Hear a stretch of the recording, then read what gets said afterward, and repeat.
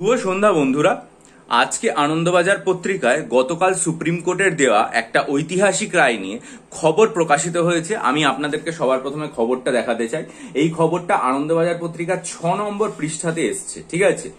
খবরের শিরোনাম কি বলা হয়েছে যে পিছিয়ে পড়া তপশিলি শ্রেণীর সংরক্ষণে সায়। পিছিয়ে পড়া তপশিলি শ্রেণীর সংরক্ষণে সায়। তপশিলি জাতি এবং জনজাতিদের মধ্যে পিছিয়ে পড়া শ্রেণীগুলোকে চিহ্নিত করে সংরক্ষণে তাদের অগ্রাধিকার দেওয়ার পক্ষে রায় দিয়েছেন সুপ্রিম কোর্টের প্রধান বিচারপতি DY চন্দ্রচূড়ের নেতৃত্বাধীন 7 বিচারপতির সাংবিধানিক বেঞ্চ। এই রায়ের মধ্যে 6 জন বিচারপতি জানিয়েছেন তপশিলি জাতি এবং জনজাতিদের মধ্যে ইতিমধ্যে যারা সুবিধাপ্রাপ্ত তাদের চিহ্নিত করা প্রয়োজন এবং এ বিষয়ে সংবিধানে কোনো বিধিনিষেধ নেই। প্রধান বিচারপতি চন্দ্রচূড় তার রায়ে জানিয়েছেন তপশিলি জাতি বা জনজাতির মধ্যে শ্রেণীবিভাগ করা হলে সংরক্ষণের গুণগত বিষয়ে কখনোই বাধা পড়ে না, বরং পিছিয়ে পড়াদের ওপরে তুলে আনাই এই উদ্দেশ্য সাধন করবে। রাজ্যগুলোই পারে কোন শ্রেণী পিছিয়ে তা চিহ্নিত করতে। চন্দ্রচূড় বলেছেন এ বিষয়ে রাজ্যের সিদ্ধান্ত নিয়ে আপত্তি উঠলে বিচার বিভাগ খতিয়ে দেখবে।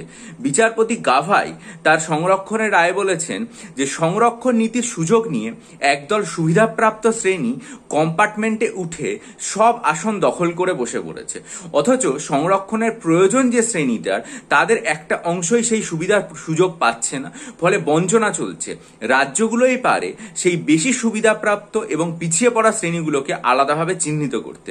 বিচারপতি বিক্রমনাথ বলেছেন সংরক্ষণের সুযোগ তপশিলীদের মধ্যেও একটা সুবিধাভোগী দল সৃষ্টি করেছে, যাদের সংরক্ষণের জন্য সংরক্ষণ সৃষ্টি হয়েছিল মূল উদ্দেশ্যটাই নষ্ট হচ্ছে।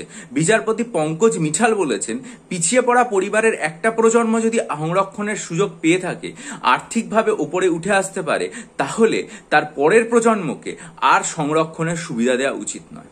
অর্থাৎ যেটা রায় থেকে যেটুকু বোঝা যাচ্ছে সেটা হচ্ছে যে তপশিলি জাতি বা তপশিলি শ্রেণীদের মধ্যে যে সমস্ত গোষ্ঠীগুলো অলরেডি তারা সুবিধা পেয়ে আলোকপ্রাপ্ত অবস্থানে এসেছেন বা যারা অপেক্ষাকৃত উন্নত হয়েছেন তাদেরকে চিহ্নিত করা হোক, এবং যে সমস্ত মানুষরা এখনো সেই সমস্ত সুবিধা পেয়ে এখনো পর্যন্ত পিছিয়ে রয়েছেন এবং আলোকিত অবস্থানে আসতে পারেনি তাদেরকে আলাদাভাবে চিহ্নিত করা হোক। এবং চিহ্নিত করার এই দায় দায়িত্ব পুরোপুরি রাজ্যের ওপর ছেড়ে দেওয়া হয়েছে। রাজ্যই যারা সুবিধা ভোগ করেছেন এবং যারা অলরেডি আলোকপ্রাপ্ত এবং যারা এখনো পিছিয়ে পড়া তাদেরকে চিহ্নিত করবেন। এবং এই যে গোষ্ঠীগুলো তপশিলি শ্রেণীর মধ্যেও যারা পিছিয়ে রয়েছেন তাদের জন্য সংরক্ষণে সুপ্রিম কোর্ট সায় দিয়েছে। এটা খুব গুরুত্বপূর্ণ একটা বিষয়। আমরা এর আগে জানতাম যে ওবিসিদের সংরক্ষণের ক্ষেত্রে কিন্তু এরকম একটা বিভাজন আছে, ক্রিমি লেয়ার এবং নন ক্রিমি লেয়ারের একটা বিভাজন করা হয়েছে, ঠিক আছে। কিন্তু তপশিলি জাতিদের মধ্যে এসসিদের মধ্যে এতদিন পর্যন্ত এরকম কোনো বিভাজন ছিল না। যারা এসসি ক্যাটাগরিতে তারা প্রত্যেকেই সংরক্ষণের সুবিধা পেতেন। কিন্তু এই যে রায়টা গতকাল দেয়া হয়েছে, যেটা আজকে আনন্দবাজারে দেখলাম, তার মানে হচ্ছে শিডিউল কাস্ট ক্যাটাগরি বা তপশিলি শ্রেণীর মধ্যেও এটা বিভাজন করা হবে। যারা অগ্রাধিকার পেয়ে এগিয়ে গেছেন বা আলোকপ্রাপ্ত, আর যারা এখন আলোকের সুযোগ সুবিধা পাননি তাদেরকে চিহ্নিত করা হবে এবং সেই চিহ্নিত করে দায়িত্ব রাজ্যগুলোকে দেওয়া হবে।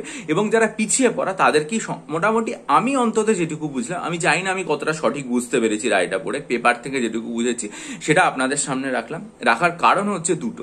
প্রথম কথা হচ্ছে সরকারি চাকরিতে সংরক্ষণের সুবিধা বর্তমান, সেটা যেমন একটা দিক, পাশাপাশি আমরা দেখছি যে আমাদের এই সংরক্ষণজনিত যে ব্যাপারগুলো রয়েছে সেগুলোর জন্য আমাদের বিভিন্ন পরীক্ষার যে অ্যাডভার্টাইজমেন্ট সেগুলো এখনো আসছে না। তাই বিষয়টা গুরুত্বপূর্ণ বলে মনে হলো বলেই আপনাদের সামনে তুলে ধরলেন। আপনারা অবশ্যই আপনাদের মতামত জানাবেন ভিডিওর কমেন্ট সেকশনে, মতামত দিয়ে আমাকে ঋদ্ধ করবেন। এবং ভিডিওটা যদি ভালো লাগে তাহলে অবশ্যই এটাকে লাইক করে বন্ধুদের মাঝে ছড়িয়ে দেবেন। এবং এই সমস্ত গুরুত্বপূর্ণ ভিডিও এবং এই রকম বিভিন্ন রকম আপডেট পাওয়ার জন্য চ্যানেলটা সাবস্ক্রাইব করে নেবেন।